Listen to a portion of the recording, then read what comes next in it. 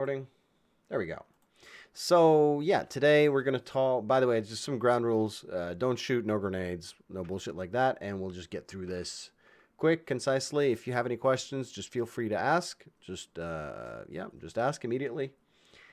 And today's topics will be squad cohesion, speed, mobility, and then not dying, as well as just communication. And just want to pound in this thing I mentioned earlier this week for those that haven't heard about it.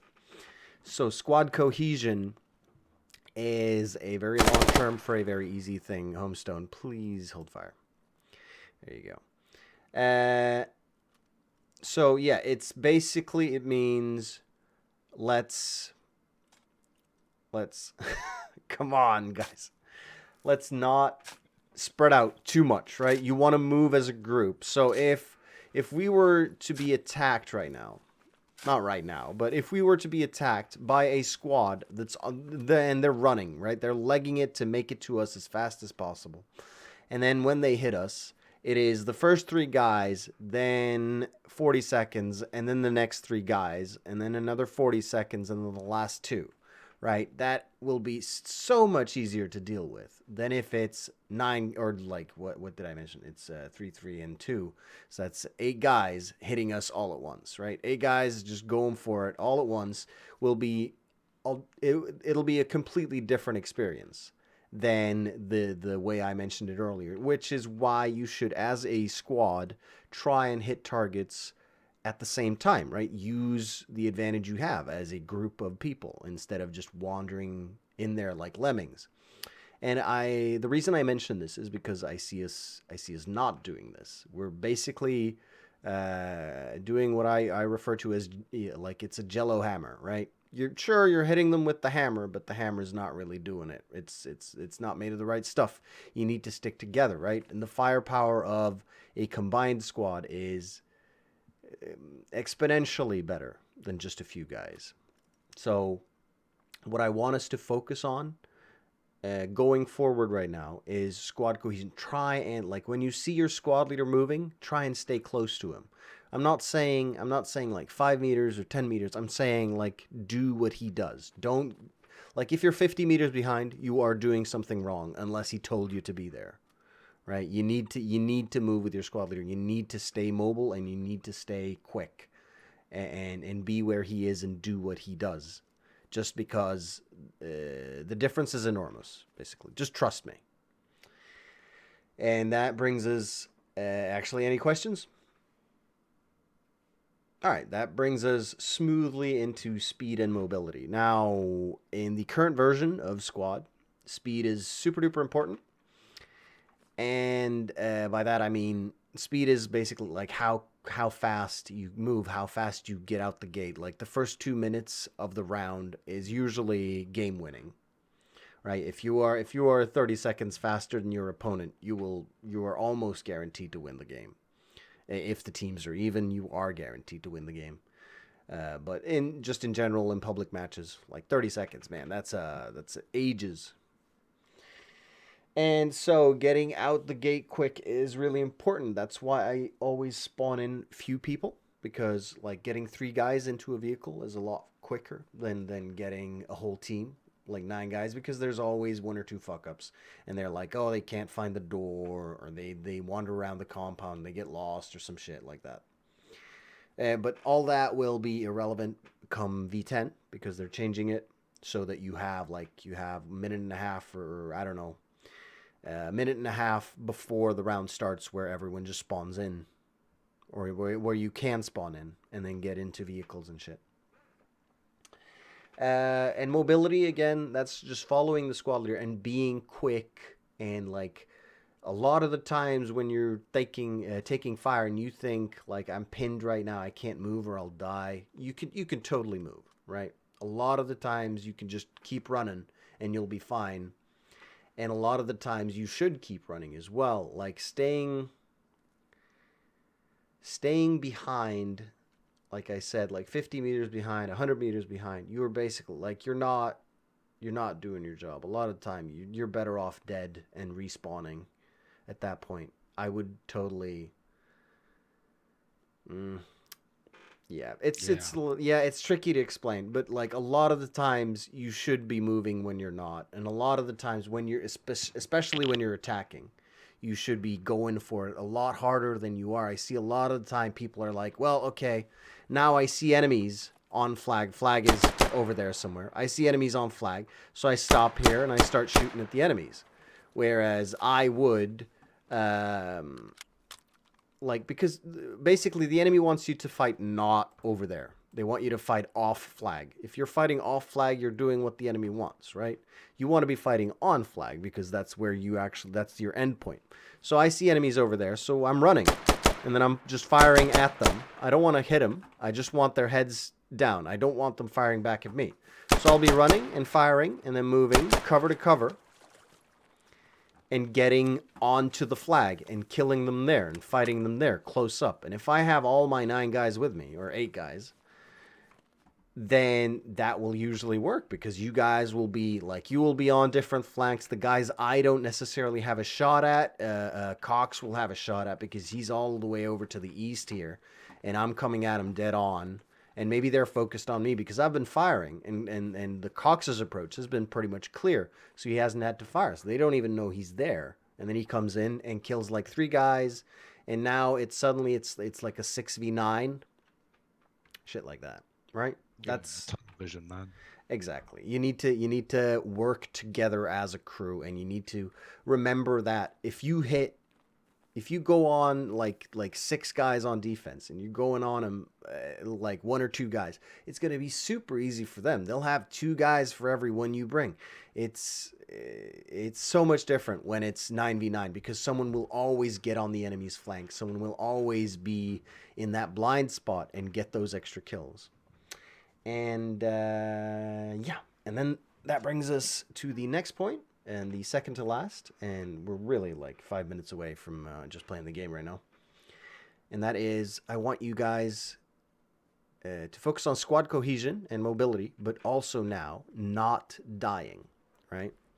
So I know I told you to follow squad lead, and a lot of the times when you think you're going to die, you're not going to die if you move in the open. But what I mean by focus on not dying is don't worry so much about getting kills, right? Don't look at your like, oh, I only got 2 kills this round, right? Look at your deaths.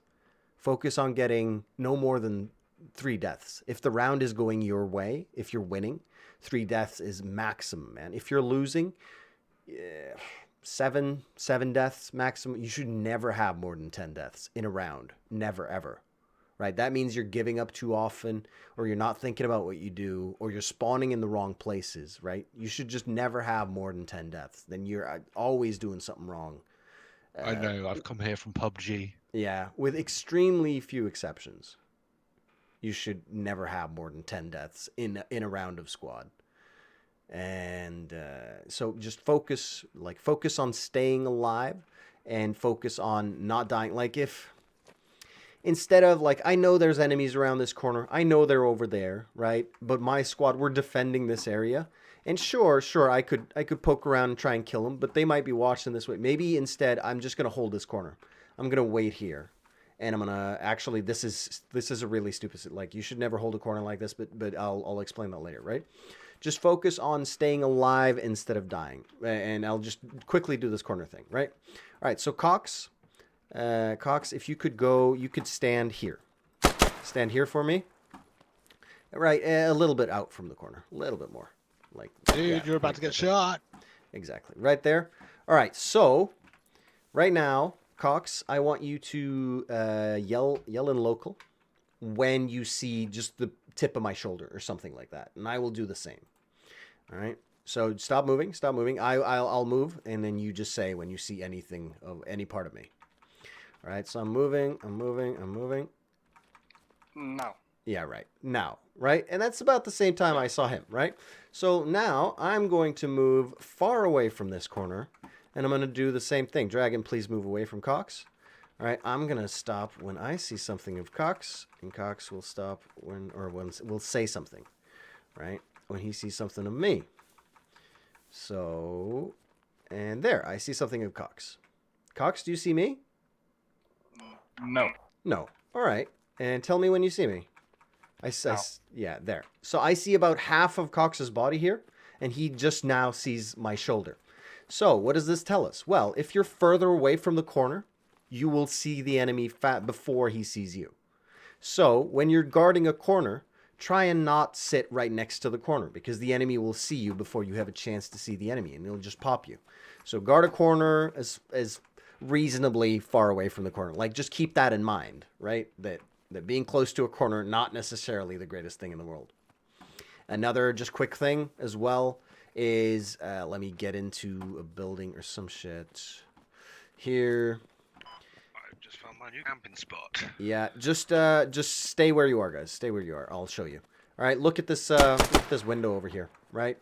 Don't do this, right? Don't poke your gun out through a window when you're looking out a window. Don't do it because it's super easy to see. You'll see my gun is actually poking out. So you can see this even if you're not looking into the window. You could see it from the side and shit, right? Just look. You can see it from the side. This isn't the greatest, but it goes for murder holes, which is the fucking circular holes in the walls and shit, right? When you're guarding a window, just stand inside the room. Stand inside the room and then just move around inside the room and check out the window, right? So much better.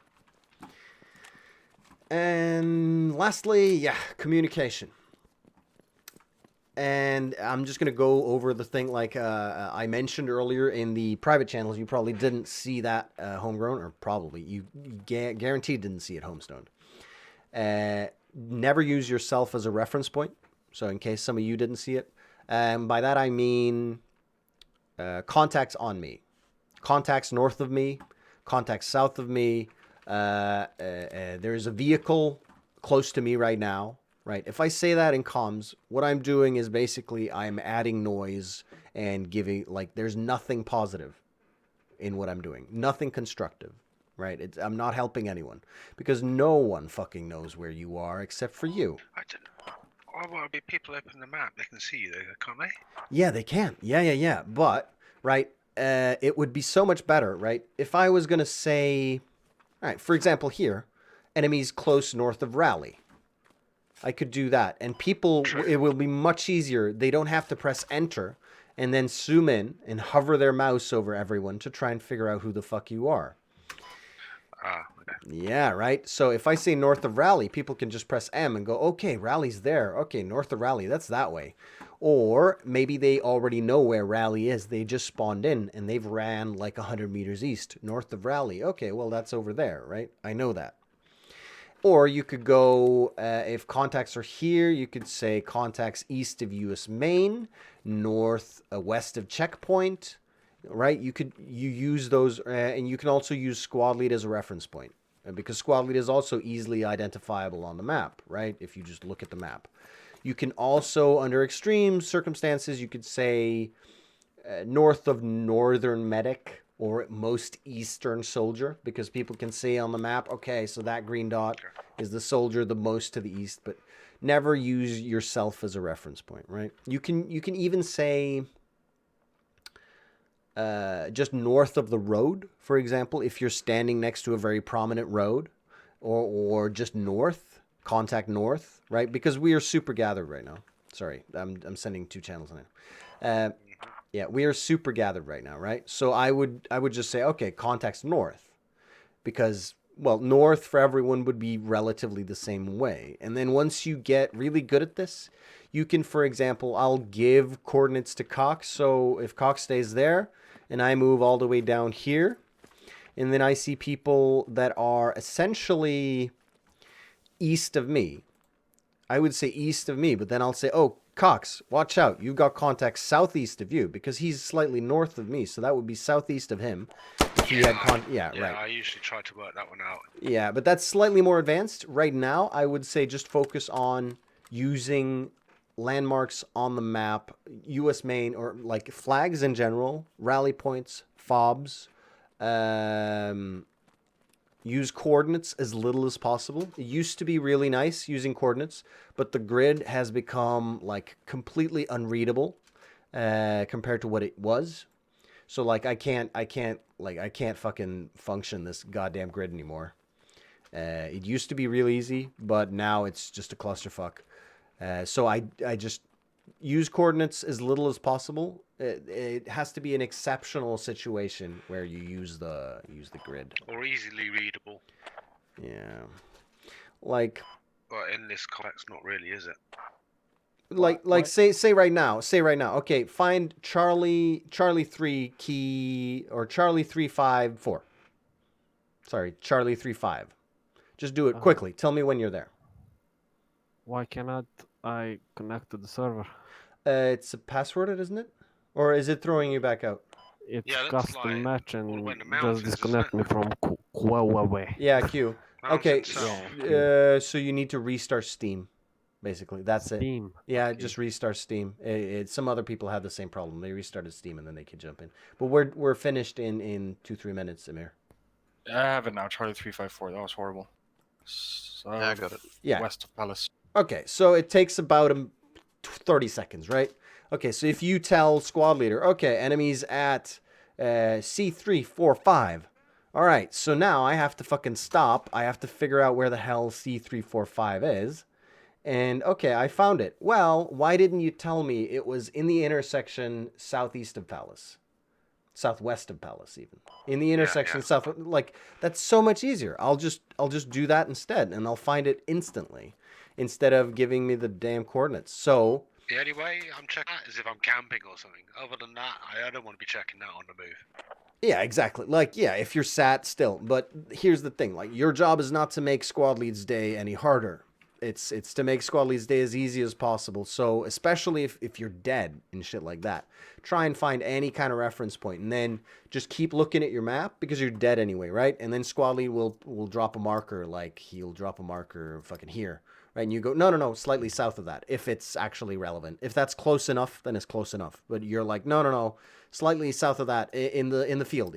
Okay, so he drops that marker. Medics, don't forget, you can always see where your squad member has died, can't you? Yeah. Or even on your map, aren't you? So that's Yeah. extra help. But it's within a certain range. You can't see. Oh, is it? Yeah, Okay. yeah, it is. Used to be all over. So like medics were fountains of information because you could go like, oh yeah, on.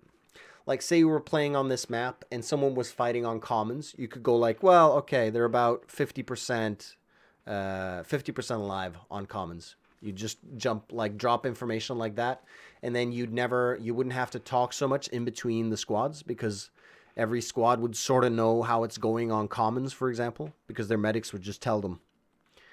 But no longer, right? If you're on school, you can see what's going on commons, but if you're on police station, it's too far. Your medics can't see. All right, so that concludes the lesson. I'm just going to quickly go over the points here. So we talked about squad cohesion, staying together and moving with the squad leader within reason, right? You don't all want to die from one grenade, but you also want to hit the enemy at the same time. And speed and mobility, right? Stay with the squad leader and move quickly. A lot of the times when you think you should stop and fire, you should move and fire. And focus on not dying, which is basically, right, just sit still, be patient, and try and keep your deaths to a minimum. This is super situational, so I can't really tell you what to do or give you some brilliant advice that will work in every situation because there is none. And then communication. Don't use yourself as a reference point, and try and keep your messages super short, right? If you find that you keep rambling on a lot, then start to think before you say anything. And I used to be, as a squad leader, I used to be like, never report kills to me. If you killed anyone, I don't want to hear about it. Like it's not really relevant. Now I'm kind of on the fence about it, but just remember, like, every time you kill someone is not really relevant to the squad. Occasionally it is.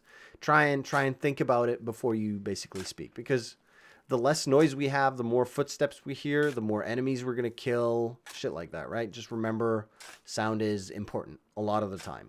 Not all the time, but a lot of the time. And finally, remember, it's just a game. It's about fun. So don't take everything too seriously. I know I make it sound like it's life and death and shit, but it's a game. All right, that's it. Let's play the game.